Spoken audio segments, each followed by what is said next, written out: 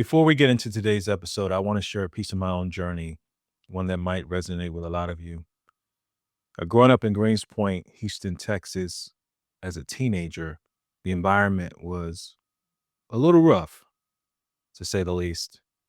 We had a sort of North Borough clique going on, black leather jackets, afros, cornrows, you name it. We were identifying with the rebel spirit of Tupac and the Black Panthers. The neighborhood was volatile, and friends got caught up in the drug scene. It was tough to see a way out. But two things changed my path.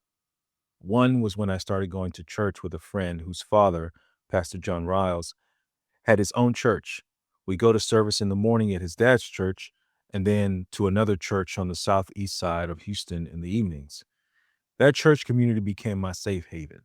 I remember Pastor Riles once told me that one day I might be doing what he was doing. Maybe not as a pastor, but perhaps this stage, this podcast is my own kind of pulpit. Who knows? It was in that church that I found my introduction to theater. We put on Christmas programs, and that was my first taste of acting. From there, after stumbling a bit in school, I enrolled in a theater elective, and that's how the arts really became my way forward. It started with faith and community, and it showed me a life beyond the chaos.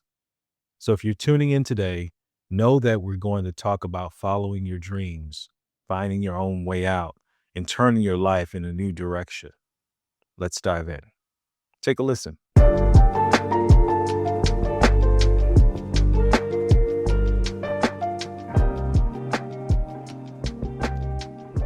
Welcome to In the Waiting Room, a podcast that invites professionally trained actors, especially those from institutions like NYU, Juilliard, and Yale, to sit down and speak candidly about life between the big breaks.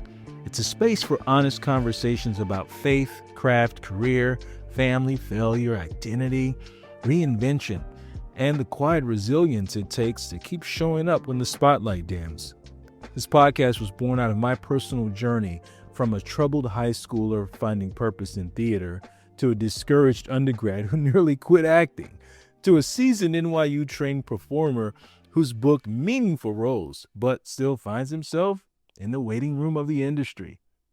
So come along on this journey as we speak to actors across the broad spectrum of theater, TV, film, producing, directing, you name it. This is In the Waiting Room with Rashad Edwards.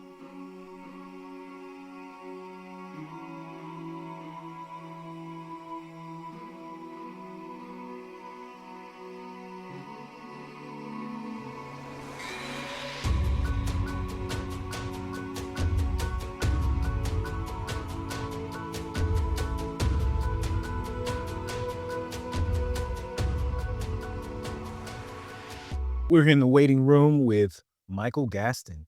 Thank you for joining us. Oh, it's my pleasure. Tell me about your career as an actor, starting from, I guess, when you discovered it and how you ended up in acting. My college plan had nothing to do with acting or theater. I grew up wanting to be a teacher. I grew up in Northern California. I went to a state university and studied history and was sort of on that track, and had even a minor in education, and I had gotten myself accepted into the teachers college there, which is a 1-year accreditation program in California. And decided in the interim that I would take, I just needed a couple credits to graduate. I would take a sort of like jerk off theater games class for non-majors for some extra units. And I just kind of was like on fire in there. Like I just was, it was so much fun and it felt completely natural. And I think that I sort of put together later that actually a lot of what I liked about teaching and why I wanted to be a teacher was the performance element of it. So, but I certainly hadn't put that together at that point. But so I I did this class, and the teacher was a grad student, an acting grad student, a woman named Elizabeth Ward. She's now Elizabeth Ward Land. There we were out in Northern California. She and I both now live in New York, and she actually lives in New Jersey, but she's a Broadway actress. She's an incredible singer, Wow. wonderful actress that has had this long career doing Broadway shows and tours around the world and all that kind of stuff. And we've stayed in touch all these years. But she was like, you should do this, and she kind of dragged me into an audition, which I didn't get. And then really some time passed, and I ran into her again, and I was a quarter away from graduating, and she rode by me on a bicycle, and I stopped her, and I was like, "Hey, do you think I should?" She said, "Yeah, there's stuff going on there right now. You should audition for some stuff right now." So I was like, "Okay." So I kind of gathered my stuff, and I went over to the drama building, and kind of cold read this audition, and got cast in 2 plays. Wow. And then I decided I was just kind of gonna do plays for a while, and I deferred, I guess, the sort of teachers college thing, which I then never followed up on because I got invited into the MFA program at UC Davis, which was not a particularly good program, and it was really designed more to train people to teach theater than to be Yeah. professional. Um, and I kind of figured that out really quickly, and I decided to audition for a summer program in a place called the Catskills, and that I'd heard of but didn't know where it was, and it was called the National Shakespeare Conservatory, and I got into their summer program in the Catskills. But while I was there, I auditioned in San Francisco, and the guy goes, we would love to have you in the Catskills, but do you want to come to New York and be part of our regular program?" And I said, "Well, how much would it cost?" And he said it wouldn't actually cost anything, that there was a scholarship. And I was like, "Okay, I'll move to New York City." So in January of '87, I moved to New York. This is a very long story, but it does actually culminate in something. Um, I moved to New York, and a buddy from the first play that I'd done in California was in the NYU grad program. And he was in this. So I arrived in the Village in January and slept on his floor while I looked for an apartment. And his friends became my friends, and they were his classmates. And they included, among many amazingly talented people, Marcia Gay Harden, Oh, who wow. went on to win an Academy Yeah. Award. And I was like, I was at this terrible school, with nobody who was serious about it, and the teachers weren't that engaged. And it's called the National Shakespeare Conservatory. It was none of those things. Yeah. And and then I auditioned kind of late for NYU, and I got in, and that's where everything that I kind of have in my life, including my kids and Mhm. everything, is because I was because Elizabeth Ward said, "Hey, you should maybe do more of this," because Gary let me sleep on his floor, and I wound up at this place, and I got myself in. And from there, our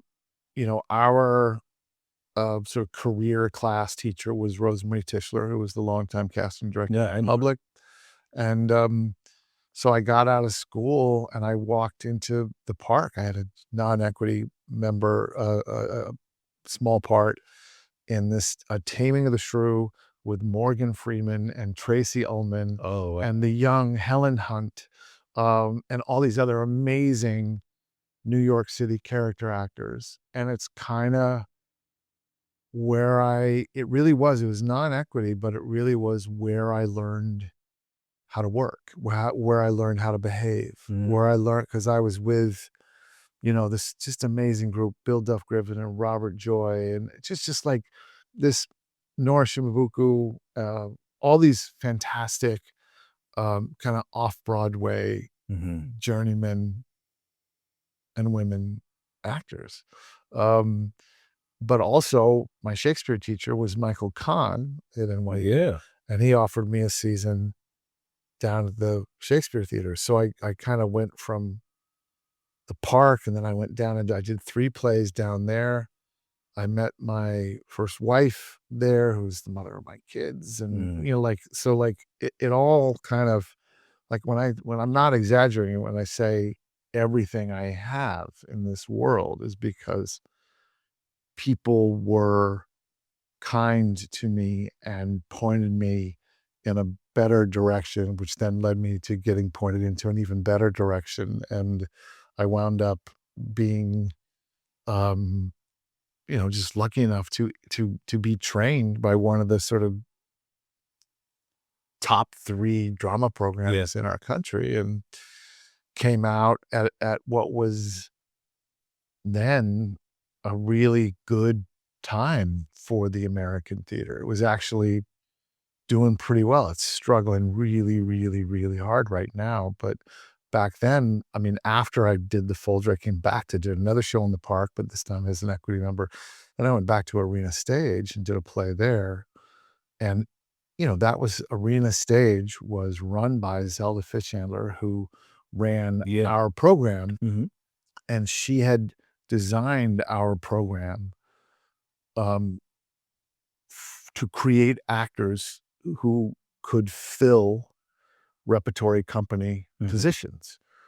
And there I was doing it. I was in this gigantic production, of The Time of Your Life, William Saroyan play, but with all of these, I mean, they seemed ancient then, 40, 50, 60-year-olds, who'd been doing it for 20 years, 25 years, 30 years, 40 years, filling out that cast. And I just kept getting put in the position where I was watching people who really knew not only how to do their jobs incredibly well, but how to do them kindly and professionally and, really inclusively, and, people that were into process, who really Mhm. loved process and rehearsal and getting everything out of that.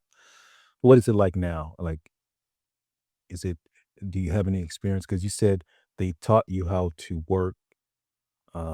What specifically is it those things you're mentioning, like the process and the rehearsal and Yeah, just sort of it's hard. I mean, I could talk about it for 6 months, but sort of realizing, watching people who really knew what they were doing, how to sort of build a character over the course of the 4 weeks of rehearsal that you had, and then that there was a preview process that was also for taking even further steps once you got information from the audience about what you were doing, and just sort of watching all stuff that I may have heard about or knew something about, but,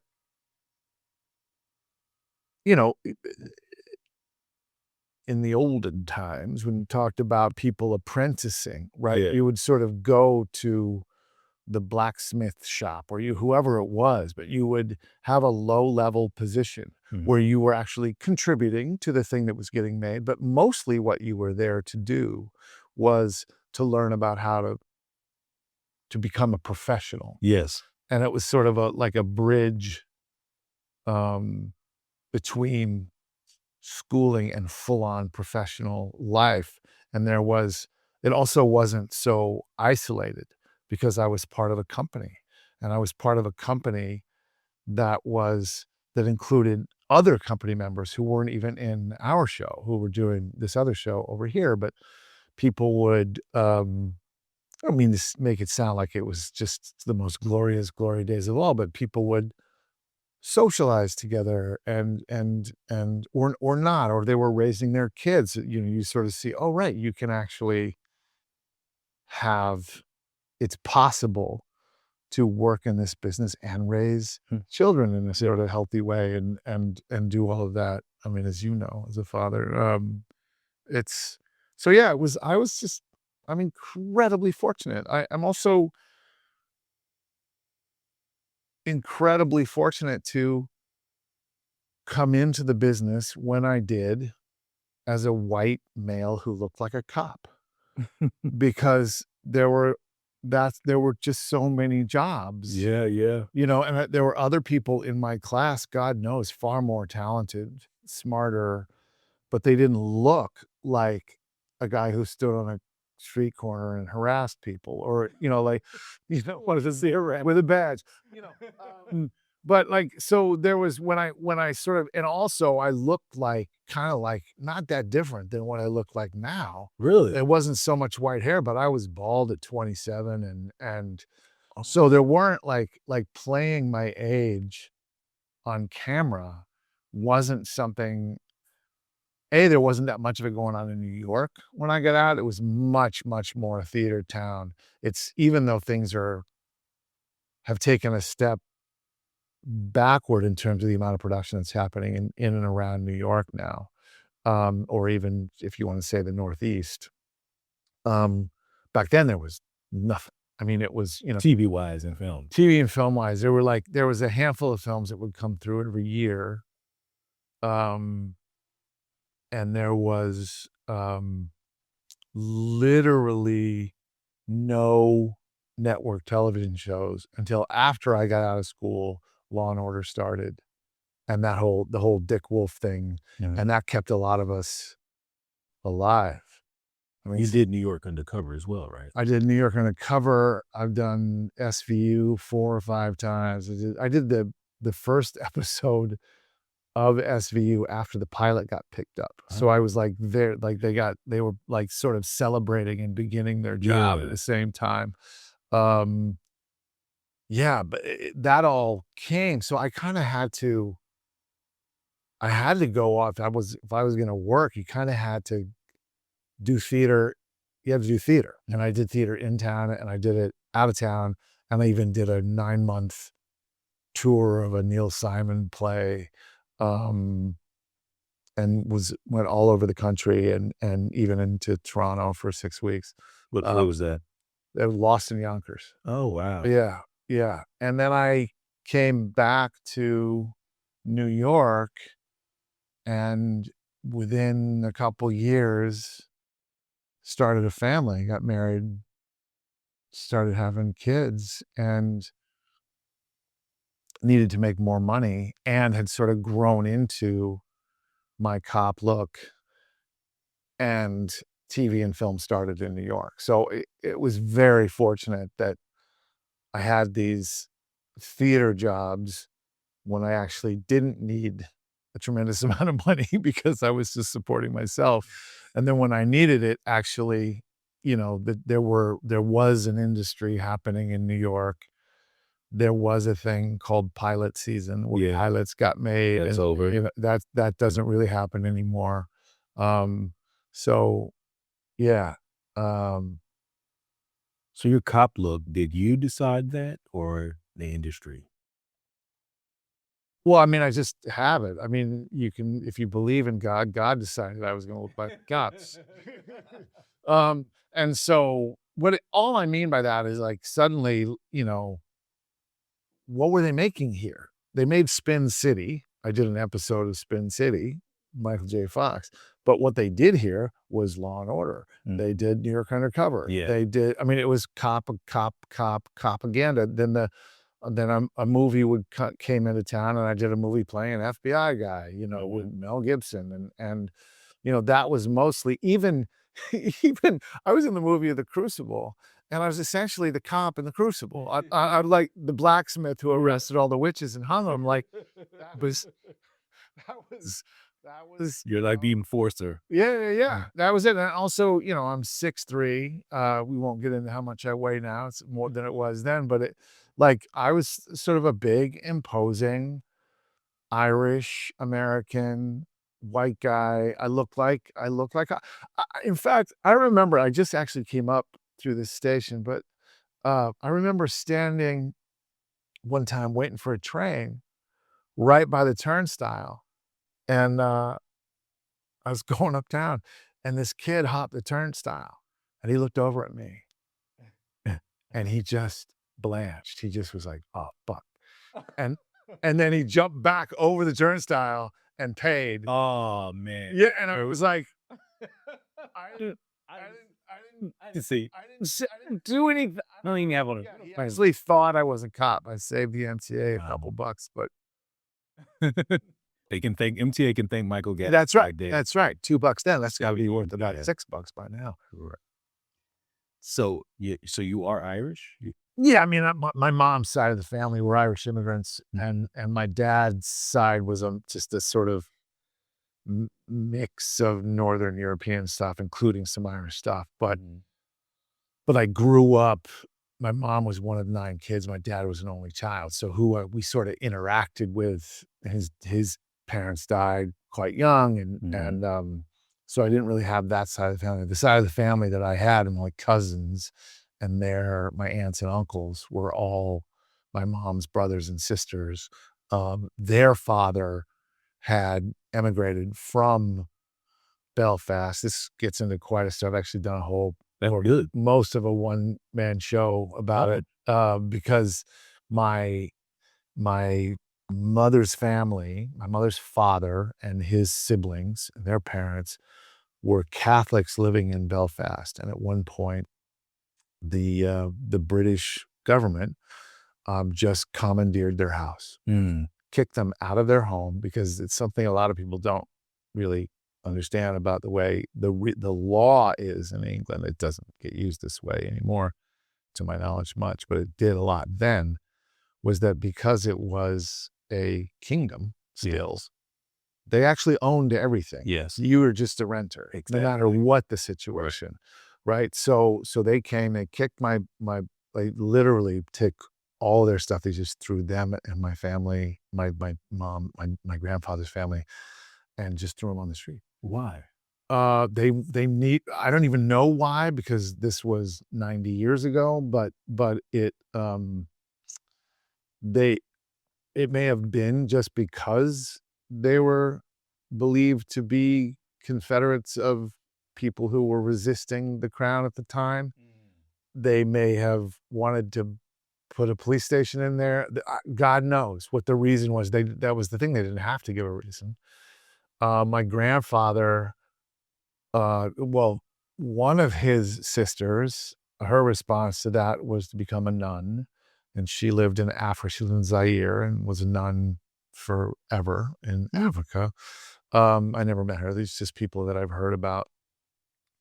My grandfather did this sort of long emigration, first into New York, and then he made his way across the country and eventually to San Francisco, which is where he met my grandmother. He had some family there. But he had a brother, my Uncle Charlie, who went on to become one of the senior leaders of the IRA, literally spent his entire life and resources killing English people. Wow. That became his, and he died in his 80s. He lived primarily in Northern California, but my mom, she never talked about him, but I met him after I'd sort of got the story. I got this story because it's getting far afield from what I'm here to talk about. But when I was at UC Davis as a freshman, I went to get my mail one day and Rolling Stone magazine was in my mailbox. This was 1980. And you're probably too young to remember this, but you may know about this, but there were IRA members in a prison who went on a hunger strike, and one of them was named Bobby Sands. And Bobby Sands, when he died, there was a funeral and it became this riot that erupted, and I think a couple of people were killed. When the second guy died, nobody remembers his name because he was the second guy, but when he died, Charlie, this is what I was reading in the Rolling Stone magazine that my mother had sent me. She just put a Post-it. There was no notes. It was nothing. This was how my mom saying, "This is who your family is." Oh God. And I read this article, and when the second guy died, Uncle Charlie Laverty was sent from Richmond, California to Northern Ireland to run the funeral, and it came off without a hitch. Oh wow. And I was like, the old retired plumber, Charlie? And yeah, that was that. Yeah, I met him. I eventually met him. I met him a year or two before he died in his 80s in my uncle's backyard, and he was incredible. I mean, he's just like the funniest, angriest person I've ever The met. funniest, angriest. Yeah, yeah, yeah. Anyway, that's part of my family. So in a way, so did you have any cops, any agents really here in America from your family? I had an uncle, who not an uncle, he was my dad's cousin, so he was my second cousin. We called him he was Uncle Jerry, but he was, my dad's cousin, and he'd been a San Francisco cop, different side of the family, so my dad's side of the family, and I remember, this is also in something that I wrote about. He, my dad didn't have any siblings, and he had these 2 cousins who were both really kinda odd guys, and, but it was like my dad's only family, so we kinda would get together from time to time, and eventually that ended. They just stopped seeing each other. But I remember being at their house for dinner one time, and I couldn't have been more than 9 or 10 years old, like completely inappropriate dinner conversation. Because my sister would have been there too, and she's 5 years younger than me. So we're all sort of sitting around, Yeah. and Uncle Jerry starts telling this story. By now he's a dry cleaner. He's not a cop anymore. Um, but he told the story about, like, there was a pimp, a sort of a black guy in some alley beating the shit out of some woman who was a prostitute for him, and, like, Yeah. and the cops responded to this call. He pulled out he and this is, I'm doing air quotes, we're here on the radio, but I'm doing air quotes. He evidently pulled a knife, a cop shot him, and they waited for him to be dead before they called the ambulance. And Jerry was telling this fucking story Wow. at dinner with kids, laughing his ass off. And, like, it was just, like, the coolest, from his standpoint, story, like, that had happened recently in his cop days. Oh, wow. To be fair, I don't know if it's even true or if he stole the story from somebody else, but wherever he got it, he thought that was a funny story. And And that was one of the last times I saw it. oh, really? Your dad said no more? I mean, my dad definitely didn't say it because my dad was the quietest, gentlest soul, but it definitely it got quiet and weird in the room, not even in a way that I would say Jerry necessarily noticed, but we never talked about it as a family. I just know the visits became much less regular and then kinda not at all. Yeah, I know that's right, especially when people can't filter stories between, in front of children. Holy shit. Like I mean, it was yeah, it was crazy. So, anyway, yeah, that's my crazy family. We all got crazy families. Mhm. Somebody in our family, at least. Yeah, yeah. Um, you mentioned your son just graduated from Juilliard. Yeah, that's right, yeah. Uh, my son, he's up at Binghamton right now, and he mentioned something about acting, and I'm just so fearful of him getting into this because he's never done acting before, but he expressed interest of maybe I'll major in acting. And I kind of shut him down, and I know I shouldn't have. So, I apologized to him later. I was like, I'm sorry for shutting down, but maybe, start with taking an acting class and see how it goes. But yeah, I don't know about him being, and it's my own because I've worked not a whole bunch. I mean, compared to who, right? You compare it to some people, you would say I've worked a lot, but by my own standards, I don't feel like I've hit a point where it's like I am consistently working in this industry and it's paying for sending my son to school and Right. raising my younger one up and Right. the retiring my wife, things like that. How do you How did you, or was your son just always into acting? So he was like, okay, yeah, that's the natural progression for him. He was always interested in it, had fun doing it.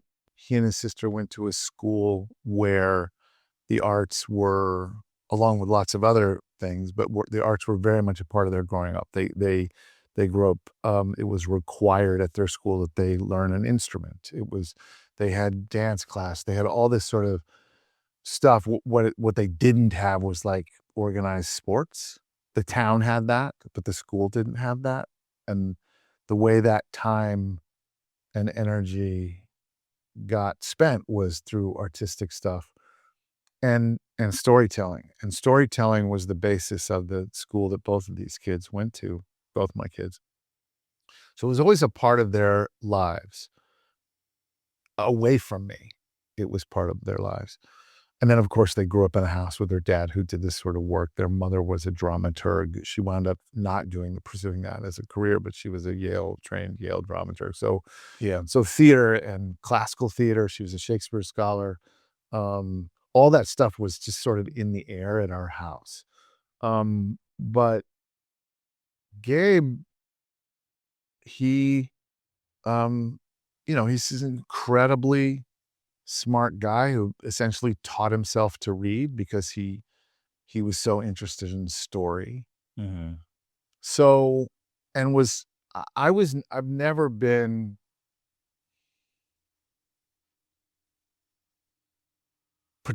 there's all sorts of things that we worry about for our kids, but I've not really spent a lot of time worrying about what they would decide to do. I had real confidence in them. Both my kids are incredibly smart, really good people, who have very strong friend networks and mentors, and Mhm. they're not isolated. They live very actively in their bodies and in their lives. Yeah. Gabe went to, a really good college. He was really interested in film, was like, I'm not going to be an actor, but then there decided to take do some acting classes and act in some of the plays there. But it wasn't a particularly artsy school. He went to Johns Hopkins.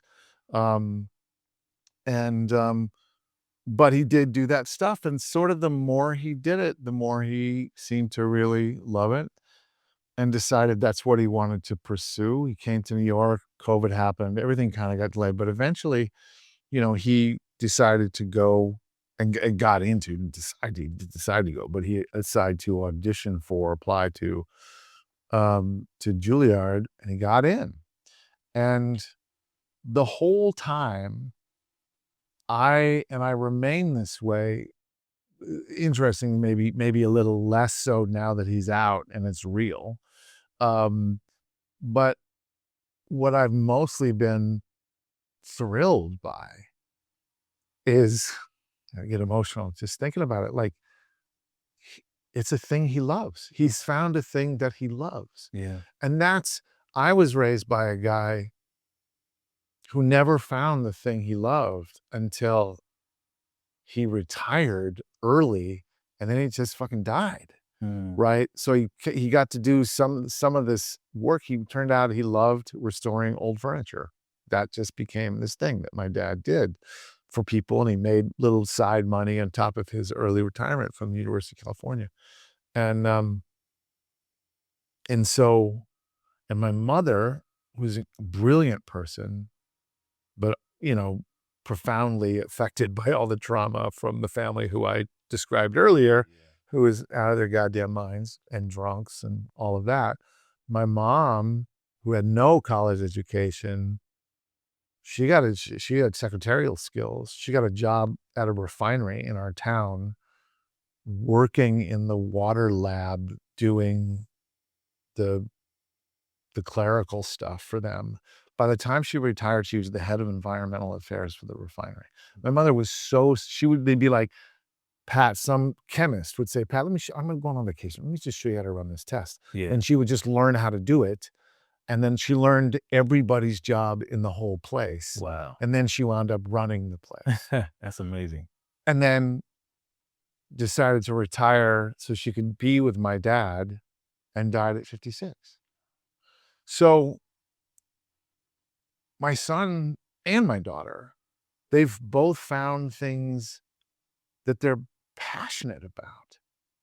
Do I worry whether or not they'll be financially secure? Do I worry about? Sure. But what I know is that they've both found things that they love. And to me, they've found pursuits that they love that have already led them to meeting people they couldn't even have imagined meeting, having experiences they couldn't have imagined having, that I couldn't imagine for them. Um, so I certainly understand your reticence about it and the worry. But if we're gonna give advice, and I guess I will, I'd always worry about the effect of just trying to dissuade a kid from doing something being an energy that drives them to it. Mhm. I want their energy, the direction that it gets focused, to be entirely something that emanates from them, to the extent that that's possible. Um, and once that sort of purity of direction makes itself clear, I'm like, fuck, go do it. Yeah. Dude, go. I mean, you got a thing you love to do. Go do it. You just don't know where it's gonna lead. Mm. You know, the overwhelming majority of people who start out undergraduate theater courses don't wind up in our business, but it winds up affecting often their approach to communicating to a room full of people. Right. Yeah. Whatever it is, Mm. I, I'm leery of undergraduate professional majors anyway. I'm I'm I'm a huge supporter of liberal arts generally for everybody, Mhm. because I think that culturally we've become way too siloed, and college has been more about career training than about understanding the world that we live in. And so I want my lawyer to have been an English major. I want my accountant to have been an acting student. I want people who have, so they can live beyond whatever their career is. Yeah. Well, maybe they could just minor in those things because you still got to make money. Totally. No, you gotta make, Yeah. everybody's gotta make money. I'm not, but no, I disagree with you. I don't think they should just minor in it, because almost nobody statistically does for a living 20 years later what they came out of college with a degree of. Almost nobody. And it's like everybody moves on and just they find other shit. And if you devote you make a decision when you're 18, and that means that that's what I have to do for the rest of my life. That's just, Yeah, I don't think you have to because there's a lot of actors that are no longer acting who've left business after. no, but I mean like mathematicians Yeah. or accountant. Like if you make a decision to be in a career when you're 18, like a career for the rest of your life, I mean, most those people shouldn't even 18-year-olds shouldn't even be behind the wheel. I mean, like, Yeah. they're out of their minds. Yeah. That's who we're supposed to be at that age. Well, some people know, like, I have a cousin, and ever since she was a child, she always talked about being a doctor. That's what she wanted to pursue. She's very smart, but she played sports and all throughout school. And then once she decided to go to college, pre-med, that's what she stuck to. Then she went to medical school and she has, and she's a doctor now. Although she's extremely talented creatively, because I've seen some of her paintings, she paints and things like that. So like those things I agree with having it, but her focus was just like on being a doctor, and that's what she became, and she has a beautiful family and, consistent financial, stream of income. Yeah, yeah. I'm not gonna try to tell you about your cousin, Yeah. but I would what I just heard you say was that this woman also is an incredible painter. She's an artist. There's a humanity that she brings, she can't not bring it, to Mhm. being a doctor. I don't know about you, but most of the doctors that I've gone to over the course of my life have almost no humanity in them, because they've done nothing but study to be a doctor since Yeah. the time they were 14.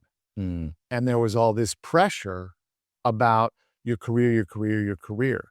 But I need my accountant to be able to talk to me. No, I agree. I need these people. Yeah. So you can learn how to be an accountant. Now, doctor's another thing because there's a whole level of, like, science and you have to know but that's I don't know many other professions that are really that specific to just how much you need to Yeah. the totality of what you have to know Right. to do your job. But also, I have, as I just said, sadly, and God knows through I had to fire my mother's doctor who was, like, leading her through really what wound up being her death. But I had to fire him because he couldn't talk to anybody. Really? He didn't know he wouldn't look at us. He wouldn't like, he was just like this I mean, I don't know what his but, like and I was like, I kept looking at the nurses and they kept staring at their shoes.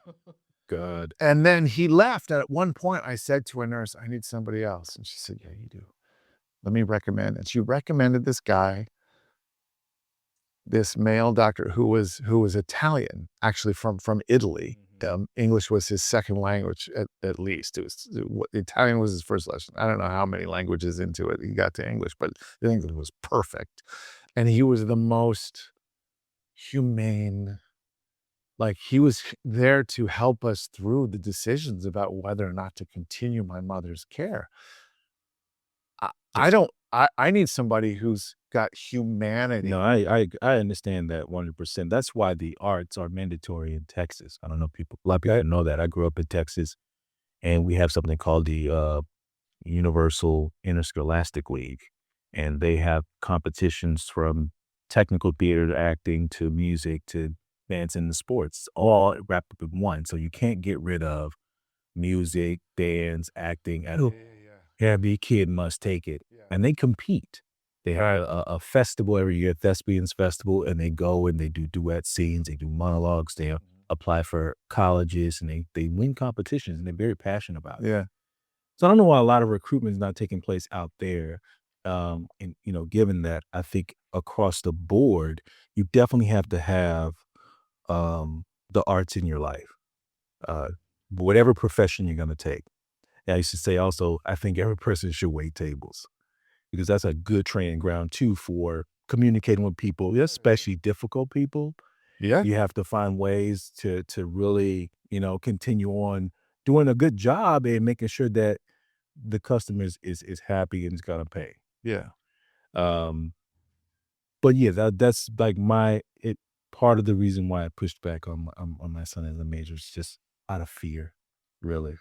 Yeah, Want sure. fathers allow their kids to go through that profession. His experience is gonna be his Yeah. experience, and the less it's about our Right. experience, except in providing love and support Mhm. and those things. That's how I feel. I felt that way.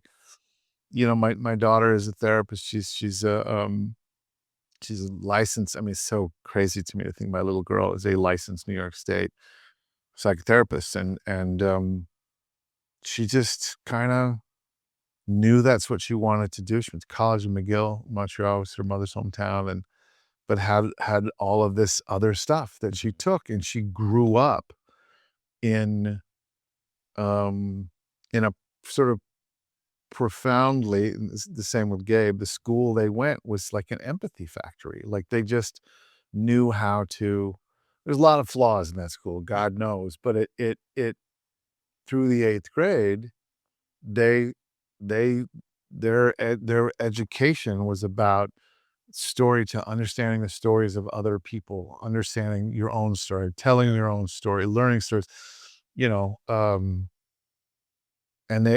music and sort of the really understanding the place, the essential place, that beauty has in our lives. Yeah. Whether it's natural beauty, they spent a lot of time in the woods up there, or Chopin, Mhm. like that was or in Shakespeare, we did a 8th grade production, A Midsummer Night's Dream that, you know, they had I directed and my Yale Shakespeare scholar wife was the dramaturg. Yes, yeah, did the cut. Yeah, yeah, that was a blast. That was really that was amazing. That's good. Yeah. We have something in common, other than, being NYU. graduate actors. We both worked with Tom Perrotta. Oh, really? You worked with Tom? Yeah. I adore Tom Perrotta. Yeah, he's a great guy. Yeah. So, one of my favorite shows was The Leftovers.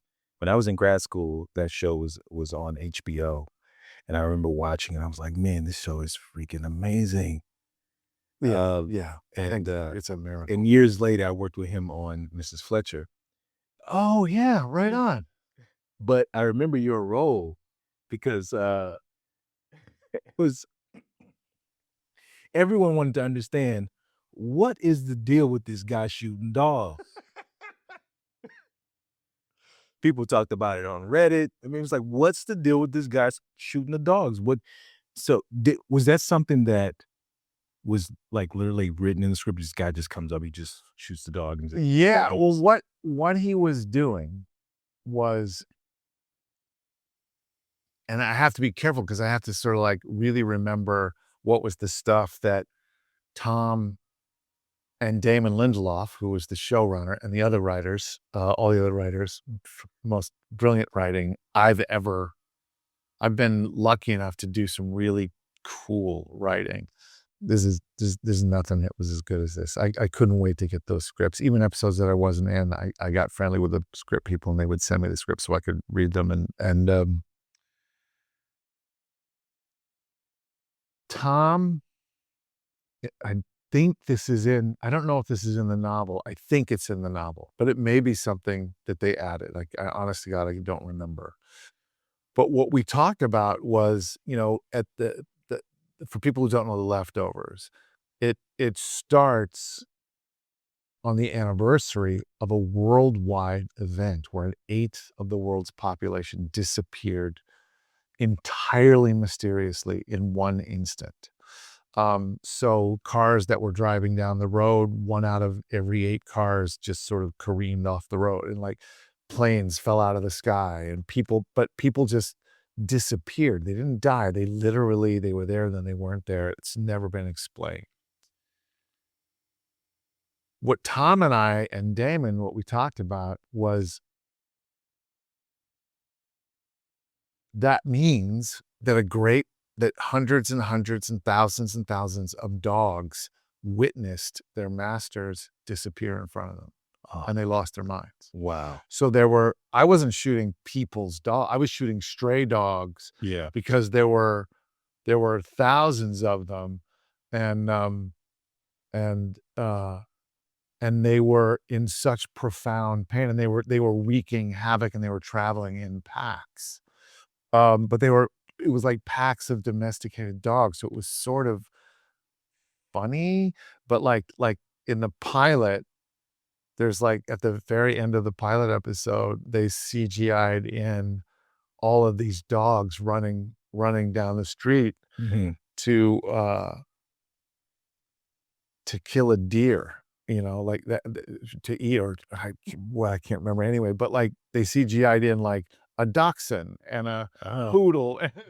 These weren't all, like, coyotes, Yeah. they were, yeah. So so when I and this when I had a long, long meeting with Damon, not with Tom.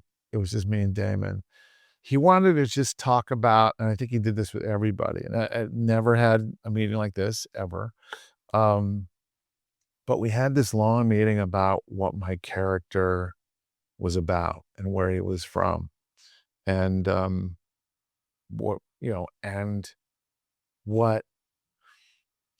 what I came up with, and then Damon kinda riffed on it, but it was really, like, in the moment, we sorta came up with this backstory Mhm.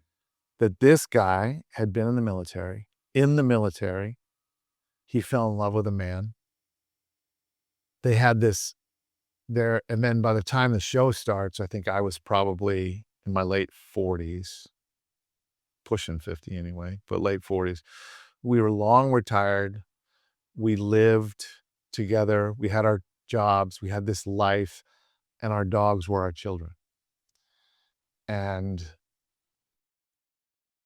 I was out. My character was out doing something when the event Mhm. happened my partner disappeared in front of my dogs. And they lost their mind. And when I arrived, they'd been trapped inside the house. Mhm. And the person who was meant to be in there with them had just vaporized in front of them, Wow. their master, their leader. And when I arrived, they attacked me because they just Yeah. they had lost. So I came into the house and they approached me like an intruder. Can't remember if it was they or one dog, but whatever it was. So then like I had to put down, like lost the love of my life and I had to put down our child. Mhm. And that was that was my story. So I spent then the rest of that year traveling and going from sort of town to town Yeah. and doing this work. That was sort of the thing we came up with. I didn't know if that was gonna be something that ever got explored. It turned out it never did. And which is totally fine. I had it in my head. It was a thing that I carried with me. It was the truth of the character. Yeah. It was, I'm not really a guy who does that. I don't write pages and pages of my backstory in my back. I don't really do a lot of that. And but for that show, most of the time when you're doing television, you're trying to polish a turd. The scripts are written by committee. They're often not that great. They're this kind of the same old story told over and over and over again. You're just trying to do your best to make it as good as you can. The Leftovers those were scripts that we all felt like we had to live up to. Yeah. And that was pretty singular in my Man in the High Castle was kind of like that for a while for me. But really The Leftovers, I'm so thrilled to hear you say that. It's the thing I'm the most proud of. Oh, that's good. Not even like my work necessarily. I just mean like that whole show. And the book, Tom's book only gets you through the first season. So they had to the next 3 seasons, they just had to create like, hey, well, where the fuck do we go now? And like nothing I've ever been on, Tom was in the writer's room. The writer of they didn't just take the novel and then whatever, the writer's dead, like we don't have to, worry about. No, Tom was integral to the whole thing and what they came up with and where it spun out to. And I was, a huge fan of the show through that second season.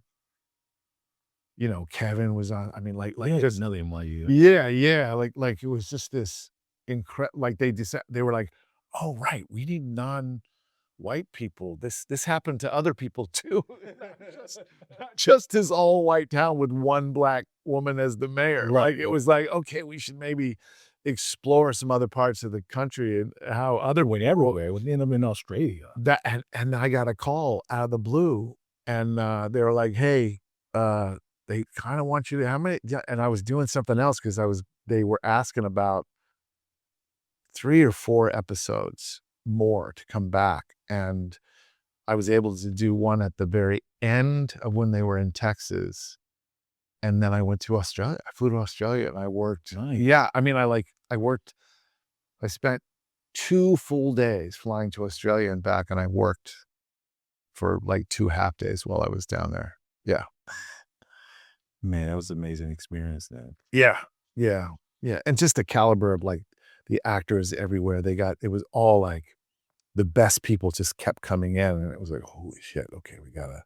It was. I don't, and I guess you could only go so far, with the things, with the story, but it was definitely a journey to watch that. Oh my Yeah. God. Um, And where it winds up in the end, not to give anything away to people who haven't seen it, but you cannot imagine that that's where it's Yeah, gonna exactly. end, where it starts. Literally, the opposite end of the earth. right. Right. They leave and they go as far as they can possibly get from their lives. Mhm. And we can run, but we can't hide. Can't hide. You can't hide. The truth will always exist. Yeah. Um, me, so that's, you said that's the most, as far as your work, the proudest thing you've Yeah. done. Yeah. Um, I mean, I've got a lot of things that but I'm no- very happy about and proud of, but That's the thing. And when people, I get recognized on the street, nobody knows my name. They're like, "You're that guy from that thing." Um, where I get excited, where I really get like moved is people will talk about like the leftovers will come out of their mouth and they want to talk about it Yeah. on the street, like the impact that I had. talk to them. I do, yeah, sure. I'll talk to everybody. Yeah. Yeah. I mean, these aren't crazy people. These people were like, they think they're having, Yeah. dude, I'll tell you what, this was really weird. So my wife and I were traveling. Where the fuck were we? We were at like, we were going somewhere where we had to make a stop at an airport. And so we were having a little meal outside of our gate. There was a little restaurant. It was right across from a bunch of gates, but our gate was over here. And we're sitting and we're facing the door that opens up when this plane load of people get off the plane. And it's a plane from Beijing. Mm. So these people have been on a plane for like 15 hours. Yeah. Right.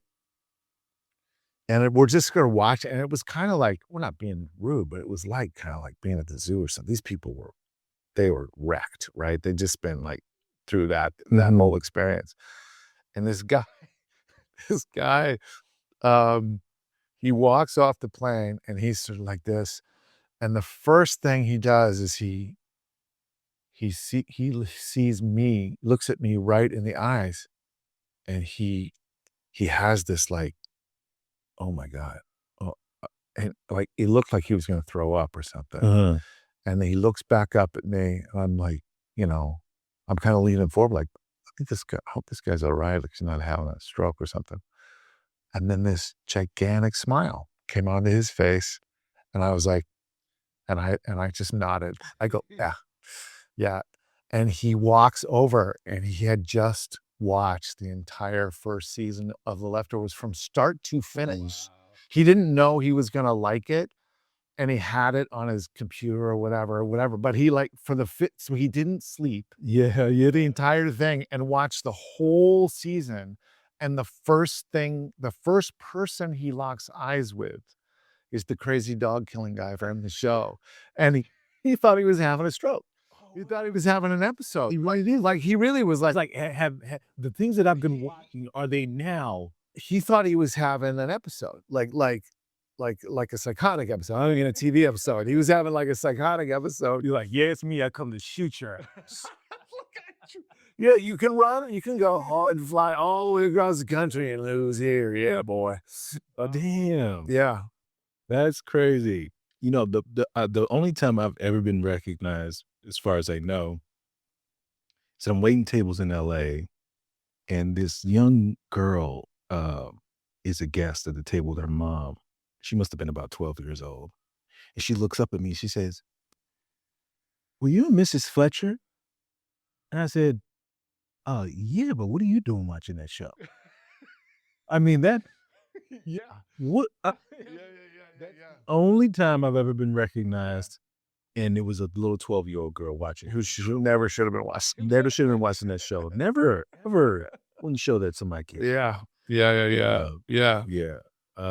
It's a, it's a special industry. It's a special career path. And, you know, I am so happy because when I was in high school, I discovered acting officially. Um, because honestly, I didn't know what I was gonna do. And I just knew that, like, I was like, listen, I'm not really into school like that. I'm not into the books. I'm not into, reading the Scarlet Letter. I just don't know how to get into it. And um, after I failed my first ninth grade, and I took an elective in act, I said, let me take this elective in theater. And I ended up liking it, because I always thought theater was Shakespeare. Anything else was, that's the only playwright ever, right? Right. Shakespeare. I was like, I'm not gonna do that. That's corny. But it was much more than that, and it really gave me the freedom to be expressive with all the images in my head because I was the only child for a very long time. I had cousins and stuff, but Right. I was the only child, so I've spent a lot of time entertaining myself and watching films and things. And then it just went on from there, like high school to college and to professional and grad school. So it's definitely you know, it's a long journey and that I'm happy that I've kept in my life, even though many times I didn't want to. And I've wanted to be like, I'm just done. I don't want to deal with Right. this, you know. But Yeah, mm, I mean, there's listen, people have been talking about this profession. People in the profession love to talk about the profession. I can talk about it forever.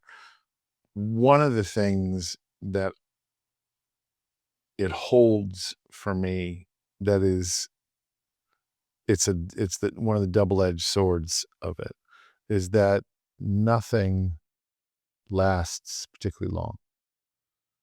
I mean, unless you're Mariska Hargitay, unless you're, Ice, doing that show for 27 years. I mean, that isn't even like phenomenally, yeah. yeah, it's not that, that is that's a one-time thing. For most of us, the best things we have, you just know they're gonna end.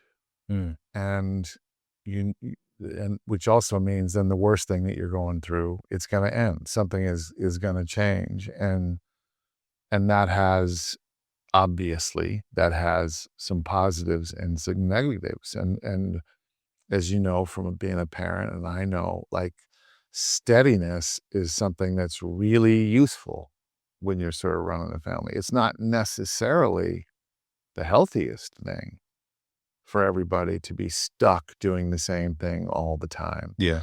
but it's less scary, and change is hard, and our business is one big delta sign. It's just change, change, change all the time. Change, change, change. And as we grow through it, I'm now out of my cop phase. I'll be really I'm sort of like maybe the chief of police, Yeah. but I'm actually a little old for that now. Really? And some of that is happening, but really it's like I'm kinda hoping I can ease into my judge phase and sit down and read my lines. There you go. That's what I'm shooting for. Good point. Sorry, I got I should be drinking the water too. Yeah, that's right. The judge play, sit down and read your lines. No, that's great. Yeah, Uh, that's what I'm shooting for. Um, yeah, I did a play, my first play for a while, a year and a half ago up at Hartford, and, I did All My Sons, the Arthur Miller play, and man, it was terrifying. yeah. It was terrifying. I hadn't had to learn that amount of text and sort of do that amount of, um, sort of that number of pages Yeah. every single day and carry most of the scenes that you're in the whole time. That, as a character actor, this is one of the so one of the curses. I'm now, given the way I look, I now actually am great casting for a lot of these incredible roles as I'm getting older and older, and memorizing lines becomes harder and harder, and holding on to stuff becomes harder and harder, Mm, and the physical demands of 8 shows a week is mm, gets harder and harder on me. Um, it's it's no bullshit. It's mm. hard. It's rough. I'm incredibly lucky to have had it and had that experience, and it was just delightful, but ultimately, it was delightful. It was mostly just terrifying. So from this play, All My Sons, what was the play you've done before that? Prior to that, I mean, Or just how many years in between? oh, mine, I mean, probably 3 or 4 years, Oh, okay. but a much smaller, just sort of like an ensemble Yeah. part, like Mhm. not, um, the last kind of, well, I guess yeah. Yeah, I did a play called Coal Country at the Public Theater, and it was about we were all playing real people who had survived or had, um family members who passed in a real coal mining disaster that had happened years earlier. So I had a lot to do, but it was evenly divided amongst the 8 Mhm, actors. mhm. We were all pretty much equal parts of this story. We sort of Yeah. telling their story around the room. And there was music. Steve Earle, the who's a legendary folk singer, folk writer, he wrote a bunch of songs for it and performed live on stage with us. So I'm not really a singer, but I was up on the stage at the Oh, public theater cool. singing. That's good. Yeah. Um, has there ever been a moment? Because I know you talk about a lot of your work that you've done, like coming out of grad school. Seems like you've been going nonstop. Is that true? It doesn't feel like nonstop. I've been incredibly fortunate in that I have worked a lot and relatively, I would say, consistently. But sort of what I was saying earlier, like everything comes to a stop and then you don't know what the next thing is. And as you know, it's better than anybody. Like, then, okay, so how am I gonna provide for these kids? How am I gonna have enough money when college comes around? How is that gonna happen? And I was really lucky in that I kept working, but I've never been a regular on a series that made it past the first season. I did pilots that never got picked up. So you think maybe your life is gonna change, Mhm. and then it just doesn't. It goes away. All of that said, and I spend a lot of time. One of the things we haven't talked about is I'm a national board member of SAG-AFTRA, and I'm a New York board member of the union, and I was on the negotiating committee, and so I've spent now that I have more time on my hands, I'm trying to actually give some of my time and energy and my experience back to the union to help the profession achieve things that we need to get out of the industry. One of the things that I live on, that I pay my bills on, is residuals from having done all that stuff. So I'm really fortunate in that I have these trails. Some of them are $8 checks and some of them are significantly better than that. But I've done so much TV over the years, going way back, that I have some security that I know most actors Mhm. aren't lucky enough to have. And like I say, I'm 1,000% aware that most of that really comes down to the fact that I look how I look, and Mhm. how, like the prejudices within the industry, particularly 25, 30 years ago when I was starting out. Things have gotten there's much more opportunity for a much broader swath of people now than there was when I was starting out, and I was one of the chief beneficiaries of that. Yeah, that was one of the chief beneficiaries of that, um, societal wrong. Um, Now I'm an old guy, and I'm kind of on the other side of it. So last year, I was really lucky. After the strikes were over, I got into some jobs right away, and I did this play. But then, until I just did a couple episodes of TV up in Toronto, but I hadn't worked in 9 months. Mhm. Um, and that's really hot. I mean, 9 What did months. you do during that 9-month period? I wrote.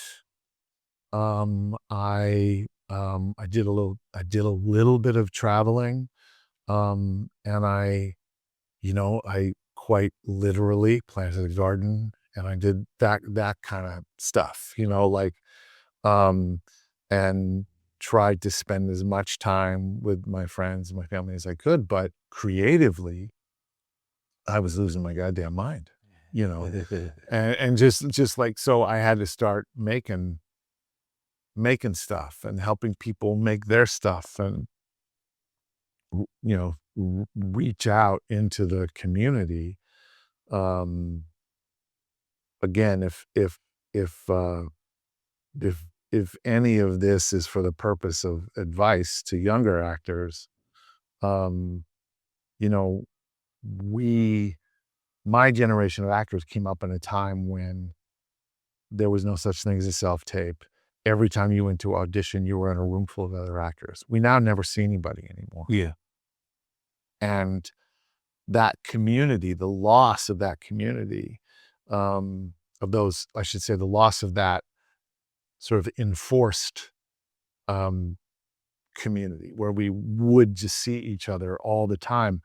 Um, I feel that hugely now. And I think it's really easy, particularly when you have kids or when you get older, to become just sort of isolated Mm. and bitter and shitty. And it was just life affirming to be in a room of people, all of whom probably weren't going to get the job that day. Yeah. But we were there, and then we'd go get a cup of coffee or we'd do whatever. Mhm.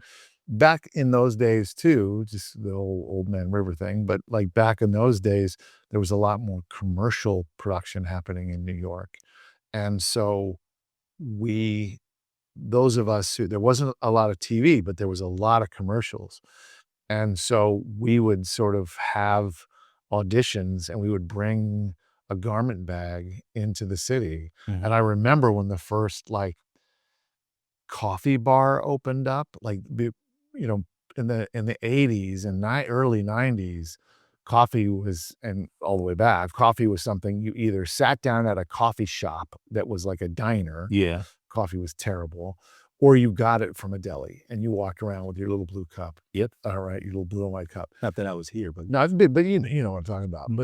But like then suddenly I don't remember what it was called, but this like a coffee place on Fifth Avenue and like 21st Street opened up that had couches and it had a bathroom you could use and you could change in there. And it became like the SAG-AFTRA commercial actors lounge wow. because the casting people, there were like 8 or 9 of the casting people were within a quarter mile. And so we would use that as our resting place and we would hang out and form community. And people that I'm friends with, people that I serve in the union with, my friend Jay, Jay Potter, I met because we were auditioning. We're both like 6'3" white guys going in to read for the dads or whatever. He had hair, I didn't have hair, and that's sort of that's what was going on in that whatever that IKEA commercial or whatever the Yeah. hell it was. So yeah, I think it's really like you got to find ways in this isolated community where jobs never last that long, where you're always a stranger unless you're lucky enough to be a regular on a show. You're always coming and you don't know anybody. You're trying to make contact with everybody, trying to remember what you're there to do and you know, um, while also being in a completely foreign environment. Given all of that, we have to work really hard, I think, to get back and form different ways of being with one another. Mhm. That's good advice. Um, the question is, how do we do that? You pick up the phone and you say, "Meet me for coffee." You say, "I have this thing. This is really scary, but can you and you and you and you come over to my apartment and we'll read this thing and I'll buy the wine." Mm. Like you just have to keep reaching out and not be afraid and not be proud and trust that we're all actually having this experience. We're all having some version of this experience, the isolation of it. And it's really easy to sort of create narratives in our head about what's happening for the people around us and what their careers are like. But what you're doing, bringing people in this room, talking about it, I think this is an element of what you're doing. I mean, you and I, we met briefly a few times over the last couple years. Um, but the reason this is happening now is because those community building events were there. And I go to those things and I'm 20 years at minimum older than everybody there. I'm like, fuck it, old man. Get your bald ass in there Courageous. and like just go talk to people. Yeah. And you know, I've started this thing now where people are sending me their writing and we're getting together in a bar and reading it as a group, which we'll talk about Okay. later. But like there's stuff like that I can't recommend that highly enough. We all have our network. We may have let it get rusty. We may have let it atrophy, those relationships. Um, we just have to there's nobody's gonna do it for us. We just have to get active and make contact, reestablish contact Mhm. with people, keep trying, go to somebody and like form your little groups and make stuff together. Yeah. And you can't just sit around waiting for other people to tell you that you get to make something. Yeah. Mhm. You gotta make it. Good. Um, Last thing, c you're gonna be at alumni weekend, right? Yep. And you're doing a on camera? Yeah, I guess I don't know what the hell I'm gonna do, but, Danielle Scrosted's an old friend of mine. I just adore her, and she wrote me in.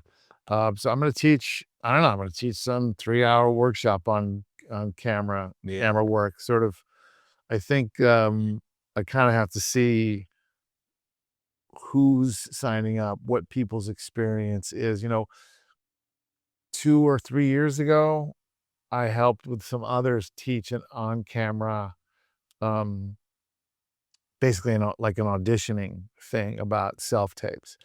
Well, 3 years later, everybody knows how to do this. Like, they don't need that anymore. Yeah. So what is this gonna be? I'm not really sure. Um, I have, and it may be false, but I have a certain amount of confidence in the fact that given that I've done 330 episodes of television and Wow. 40 films, I can get in a room with people and I'll have stuff to offer based on questions people have Mhm. of me. And then if we have some equipment in there, uh, we can maybe improvise. I'll bring some sort of whatever generic scripts, sides from things and have people I did it with the, last year's 3rd year class. I did a on-camera class with them for a couple days, and it was really a blast. I just loved it, and I think it was used some of those students have talked to me over the last year about that being useful, so Good, I look yeah, forward to it. yeah, Um, yeah. if people wanna follow you, where can they I'm on Instagram, my handle is Flatfoot Gaston, I think, but it's something like that. Flatfoot Films or something? No, I think it's Flatfoot Gaston. I don't Flatfoot Ga I don't Are know. you We can't get flat-footed? service in here. What's that? Are you flat-footed? I'm not flat-footed. Flat being called a flat I play so many cops, as I've gone on and on and on about tonight. In the 30s and 40s, it was a term of derision to refer to a cop as a flatfoot, because if you were a police officer, um, well, a way of not getting drafted was to have flat feet. So it was a way of sort of calling somebody, um, a coward in a way. Oh, yeah. So it was a term of derision for cops because they got out of being in the army and a lot of them became police officers. Um, so it was like, and also because back then, the overwhelming majority of cops walked their beat. Yeah. And so it gave them flat feet over time, but it was a term of derision about cops. So since I when it when you know I'm so old, I predate email, I predate phones, all that shit. So when it finally became time to do that, I'd already sort of been like I was like, the cop Mhm. guy. And so yeah, I named my little corporation after that, yeah, so I'm Flatfoot this, Flatfoot that. Great.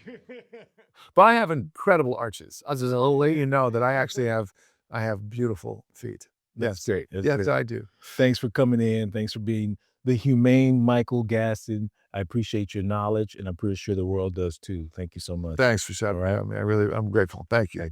All right, my This is good, bro. Yeah.